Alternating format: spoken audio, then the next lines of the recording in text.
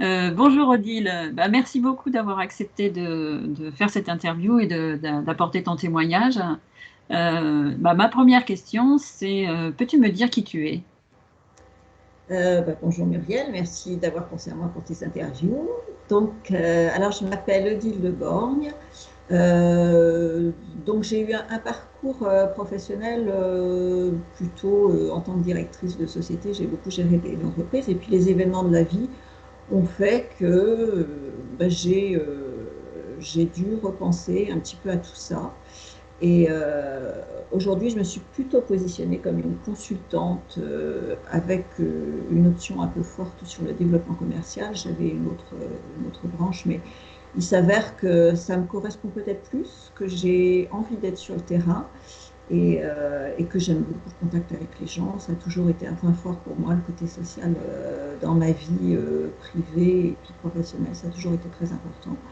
Et puis peut-être envie de passer à autre chose par rapport au management, apporter plus le fruit de mon vécu d'une manière différente. Et aujourd'hui, j'ai une mission de longue durée pour un fabricant de chocolat et de confiserie. Et je suis beaucoup sur le terrain. Donc, je ne suis plus sur les terrains depuis le début du confinement. Donc voilà.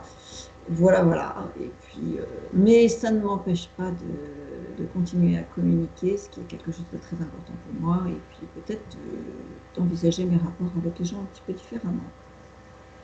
Voilà. D'accord. Est-ce que tu pourrais me dire ce qui te fait vraiment vibrer dans la vie? Ah, ce qui me fait vraiment vibrer, c'est tout ce qui est source de bonheur, de plaisir. C'est l'émerveillement sur une relation avec quelqu'un, l'émerveillement par rapport à la nature, d'avoir bougé, la gaieté des gens. Je crois que ça, c'est vraiment très, très important pour moi. La gaieté des gens, des moments de vibration personnelle, des moments de vibration avec les autres. Et puis, mais c'est vrai que j'aime bien la solitude aussi, donc c'est pour ça que la contemplation, l'environnement, c'est quelque chose de très important. En tous les cas, une chose est sûre, c'est que j'ai besoin d'être en mouvement et je ne peux pas être trop statique. Il faut que les choses bougent. Eh bien alors, puisque tu n'aimes pas être trop statique, comment tu vis ce confinement alors? Euh, alors, il y a deux phases. Dans la première partie, je crois que j'étais un petit peu en mode pause, euh, en se demandant, tiens, comment ça va se passer? Est-ce que c'est pour 15 jours? Est-ce que... Voilà. Et puis d'un seul coup, quand le confinement a été en fait reconduit, je me suis dit, bon, bah, ça y est, on sort de cet état de choc, on essaie d'organiser sa vie autour d'un événement qui risque de durer un petit peu. Donc j'avais déjà pris l'habitude quand même d'organiser mes journées avec un rythme un petit peu différent, faire plein de petites choses, mais des petites choses très différentes. De façon à ce que les journées passent assez vite, et c'est vrai que c'est un peu le cas. Après, ce qui va m'angoisser un petit peu, c'est plus ce côté indéterminé qui m'angoisse. On ne sait pas pour combien de temps ça va durer, quand ça va s'arrêter, de quelle manière ça va s'arrêter. Et c'est peut-être quelque chose qui est un petit peu plus difficile à vivre pour moi parce que l'inconnu reste quand même un petit peu difficile. J'ai quand même besoin d'avoir une petite vision vers le futur. Quoique ça a beaucoup évolué depuis un certain temps, puisque c'est aussi les événements de la vie et puis l'âge. Je crois que quand on arrive à 60 ans, on a un regard sur la vie qui est un petit peu différent. On se dit qu'il y a peut-être plus de choses derrière soi que devant, donc il faut vraiment vivre le moment présent. À part cette peur de l'inconnu, as-tu d'autres peurs durant ce confinement? Ah oui, la peur de la maladie pour mes proches, pour les autres, ça c'est la peur la plus importante. Qu'effectivement, en termes de santé, que des proches soient touchés et que ça impacte effectivement ma vie, celle de tout le monde. En fait, Et autrement, qu'est-ce que ça t'apporte? Qu'est-ce que tu apprends de ce confinement?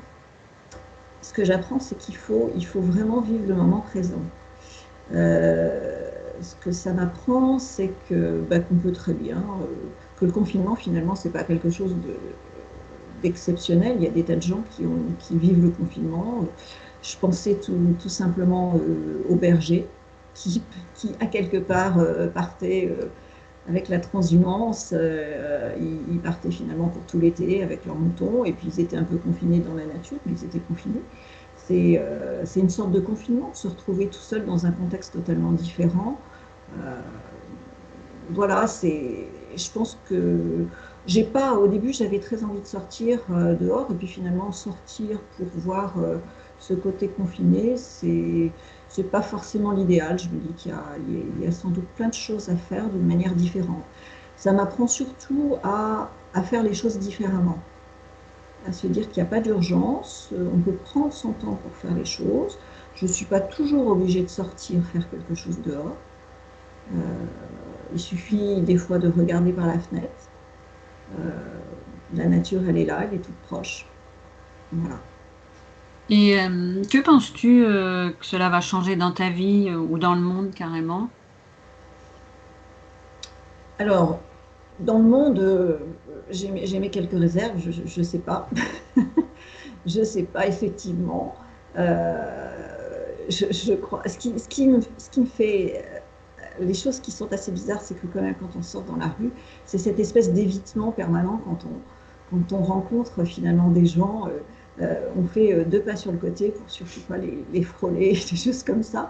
Et je me dis, est-ce que c'est pas des habitudes qui finalement vont rester un petit peu ancrées, et ça, je trouve que c'est pas top. Euh, à mon niveau, bah, je pense que je vais continuer plutôt un chemin que j'avais entamé, c'est-à-dire un vécu du quotidien plus intense. Et puis, je me dis vraiment envie de découvrir la France un petit peu plus en profondeur plutôt que de toujours essayer de partir loin, à l'étranger. Je me dis qu'on a quand même un pays qui est merveilleux, et je crois que j'ai envie de le découvrir un peu plus. Bon. Mais au niveau du monde, sincèrement, je ne sais pas. Je ne sais pas ce que ça va vraiment changer. Je pense qu'on aura pris conscience effectivement qu'il y a des moments, les choses peuvent s'arrêter d'un seul coup et nous mettre dans des situations complètement inédites qu'on n'a jamais vécues, que c'est forcément un traumatisme ce qu'on vit aujourd'hui. Il va y avoir un phénomène de résilience. Euh, mais c'est bien, c'est comme si on avait appuyé effectivement sur la touche pause. Tout le monde prend conscience de quelque chose et puis on redémarre. Voilà. On s'est dit, attends, ça va pas, donc on redémarre autrement. Mais moi, je me dis que c'est une occasion de changer, de ne pas repartir comme avant. Et comment tu penses utiliser justement cet apprentissage dans ta vie prochaine? Je pense que je vais commencer à regarder, être encore plus observatrice qu'avant, c'est-à-dire vraiment regarder le comportement des gens. C'est sans juger, mais plutôt de chercher à voir ce que ça peut avoir fait sur les personnes, sur leur comportement, sur leur manière d'être. Et d'un point de vue professionnel, tu penses que tu changeras aussi certains comportements ou pas? Oui, je pense que j'accorderai encore plus d'importance au côté affectif et au rapport humain. Parce que je vois, j'ai commencé à appeler beaucoup de mes clients. Euh, Ils sont tous en fait très contents. Ceux qui avaient l'habitude finalement de dire, oh, j'ai pas le temps, c'est pas le moment, là d'un seul coup ils deviennent très disponibles, et puis ils me remercient tous à la fin de l'appel.